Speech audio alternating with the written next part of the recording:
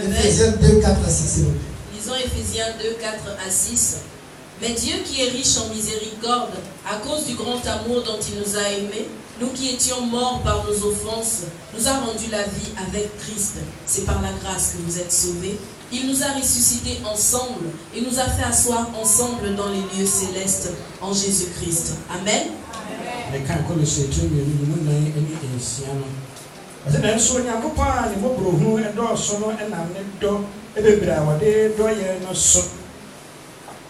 Ama yen a anka ye ewufuo mfumsuo mu no ni Kristo enyankwa adom ena ode agye mo nkwa na wanyane yene no na wode yene no atena soro ho no Kristo Yesu. Amen. Amen. Alors, qu'est-ce que ce passage nous enseigne? Ce passage nous dit, nous qui étions morts par nos offenses, nous a rendu la vie avec Christ. C'est par sa grâce que vous avez été sauvés. Il nous a ressuscités ensemble. Et nous a fait asseoir ensemble dans les lieux célestes de Jésus-Christ. La Bible dit, nous qui étions morts par nos offenses, nous avons été ressuscités ensemble avec le Christ. Et il nous a fait asseoir ensemble. Le mot ensemble ici est très important. C'est l'union avec le Christ. L'union avec le Christ. Union with Christ. Je vous ai dit ce message-là a un lien avec ce que nous avons étudié dimanche dernier. Qu'est-ce que nous avons étudié dimanche dernier? Lorsque Philippe a prêché la bonne nouvelle à l'eunuque, lorsqu'il a cru que Jésus-Christ est le Fils de Dieu, et lorsqu'il a vu de l'eau, qu'est-ce qu'il a dit? Qu'est-ce qui empêche que je me sois baptisé? Il se devait baptiser. Frères et sœurs, le baptême, c'est le Christ qui a recommandé le baptême. Il nous dit d'aller annoncer la bonne nouvelle.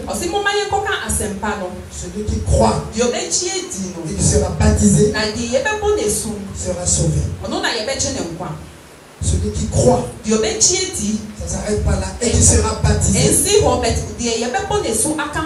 Le baptême est très important. Le baptême vient de Dieu.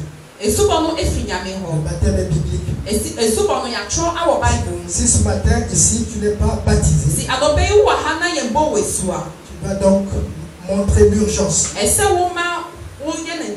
Comme l'Éthiopien avait montré l'urgence.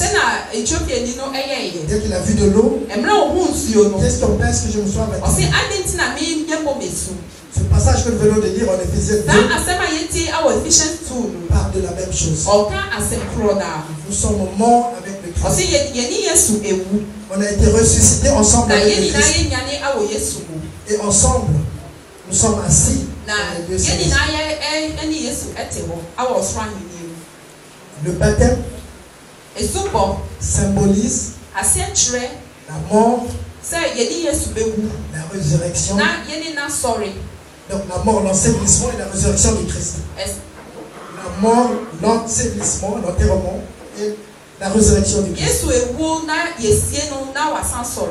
C'est pour cela le baptême biblique doit se faire par immersion et non par aspersion. Pourquoi? Parce que nous sommes morts ensemble avec le Christ. Lorsque on te baptise, que tu es complètement immergé, ça symbolise quoi? Tu es enseveli avec le Christ. Et quand tu ressors de l'eau, tu es ressuscité avec le Christ. C'est ça que ça veut dire.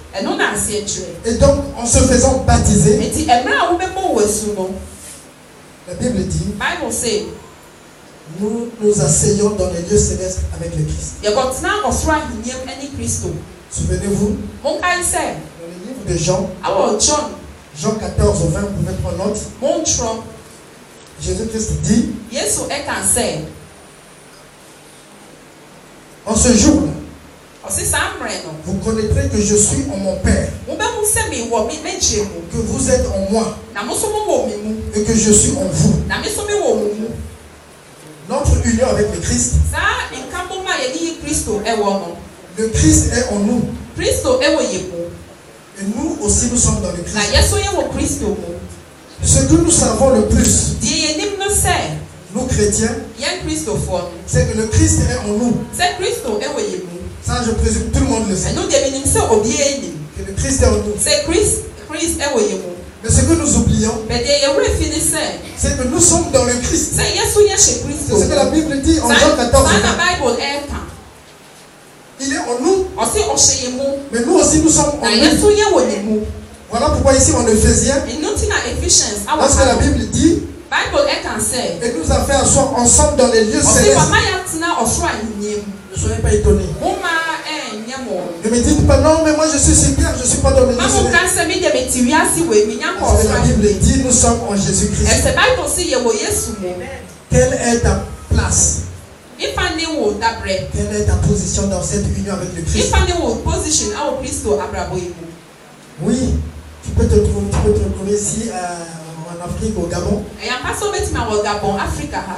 vais te retrouver peut-être dans un quartier populaire. Peut-être dans des conditions difficiles. Mais la place que tu occupes dans ta relation avec le Christ, c'est une place de choix. Parce que tu es présentement assis dans ces lieux célestes. C'est ce que la Bible dit.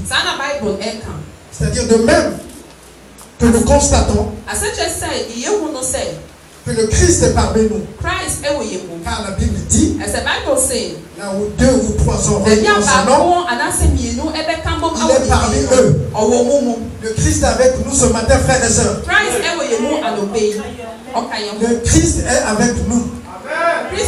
Il te regarde, il te voit. Ne me pose pas la question pourquoi je ne le vois pas. Il est parmi nous. De la même façon, nous aussi nous sommes dans le Christ.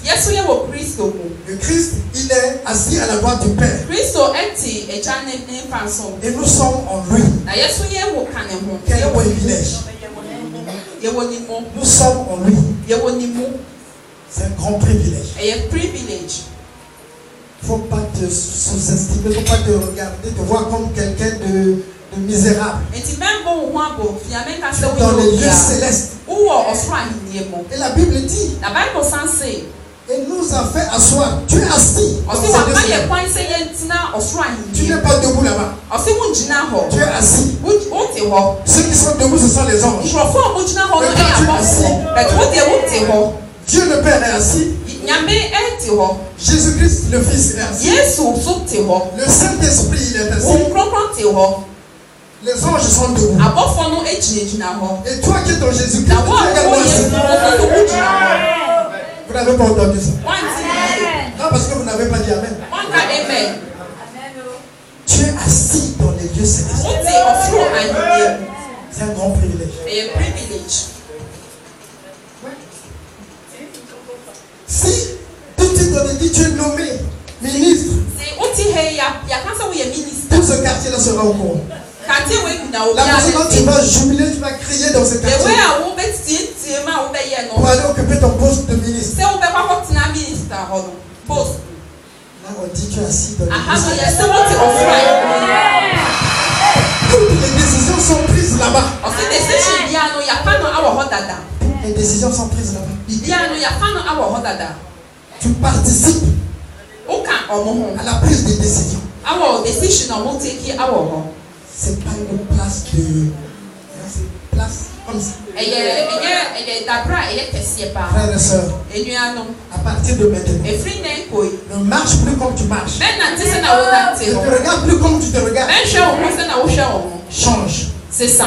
Parce que tu es au-dessus, tu es au-delà de tout ce que tu vois autour. Elle se où ce qu'on peut te proposer ici, là, c'est rien. C'est toi qui décides pour tous ces gens-là. Toutes les décisions sont prises là. C'est pas moi qui l'ai dit. C'est la Bible.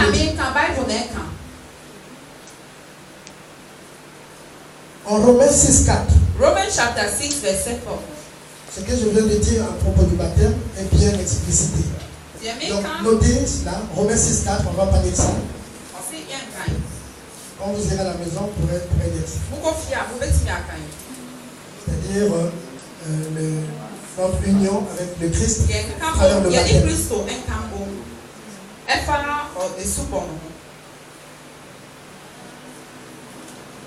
Alors, nous avons mis un accent sur notre position.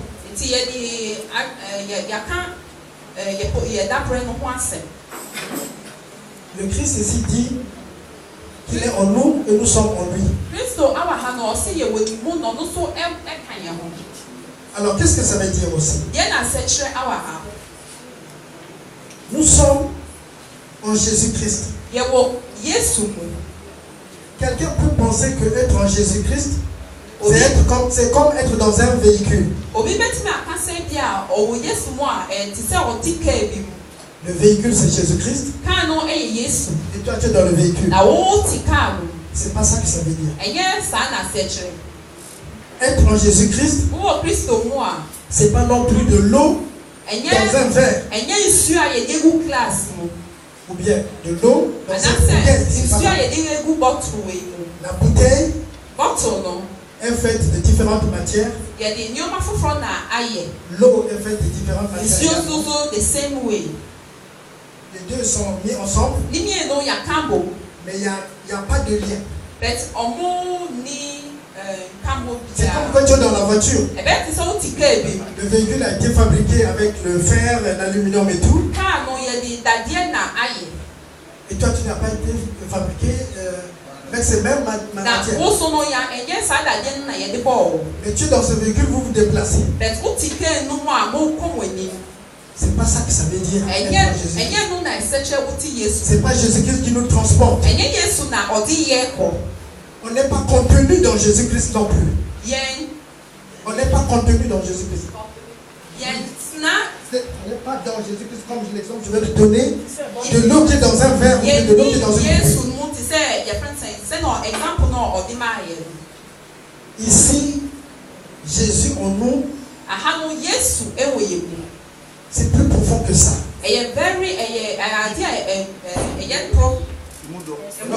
Voilà pourquoi la Bible dit le Christ est la tête.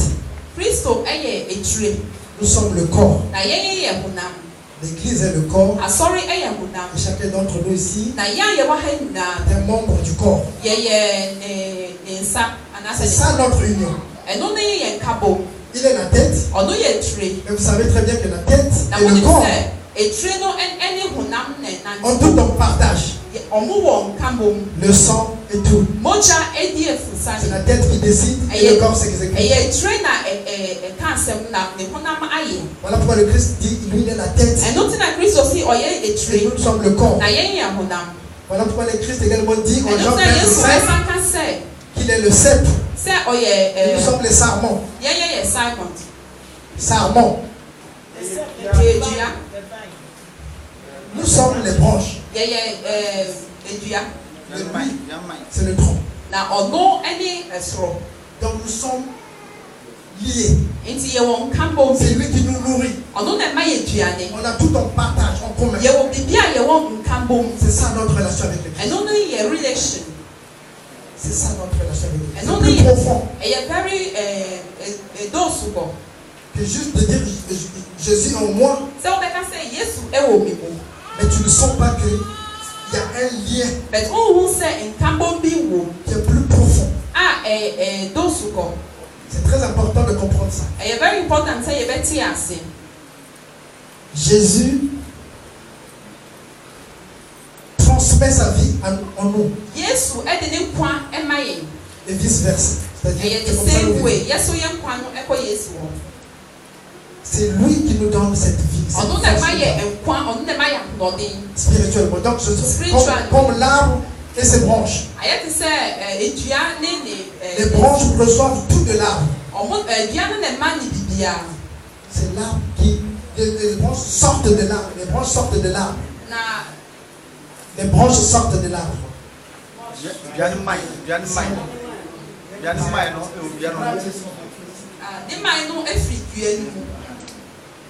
C'est très important de comprendre notre position. Voilà pourquoi le Christ dit: tout ce que vous demanderez en mon nom, je le ferai. Le Christ dit: tout ce que vous demanderez en mon nom, je le ferai. Parce que nous sommes en lui. Nous sommes assis en lui. Nous sommes en lui. C'est très important. Alors, faut que j'explique bien. Nous sommes en Jésus-Christ. Lui qui est assis dans les lieux célestes.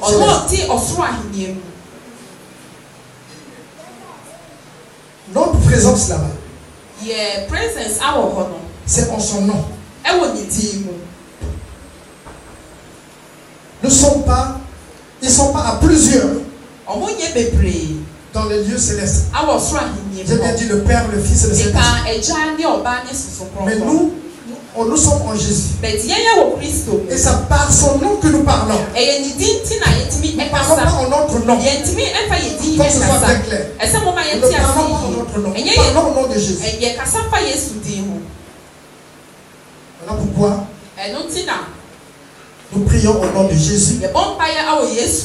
Quand tu pries au nom de Jésus, ta requête est adressée là-bas.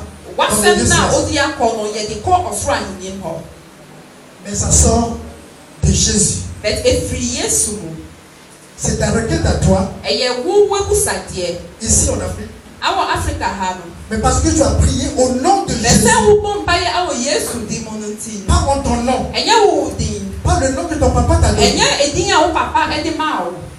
Là-bas, c'est le Christ. C'est une requête du Christ. Et cette requête-là sera accomplie. Sera accomplie. Voilà pourquoi le Christ dit: tout ce que vous demanderez en mon nom, je le ferai. Mais si tu demandes en ton nom, tu n'es pas connu là. Mais tu demandes au nom de Jésus. Parce que tu es en lui, et cela sera accompli. Amen. On va voir le deuxième point. Notre possession. Possession.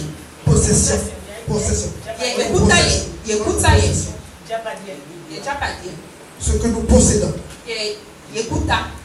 Voilà. Et ça, on va tourner dans le livre de Colossiens 1. On va lire du verset 15 au verset 20.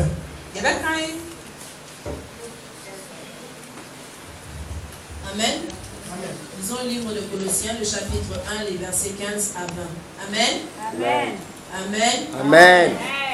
Il est à l'image du Dieu invisible, le premier-né de toute la création. Car en lui ont été créées toutes les choses qui sont dans les cieux et sur la terre, les visibles et les invisibles, les trônes, dignités, dominations, autorités.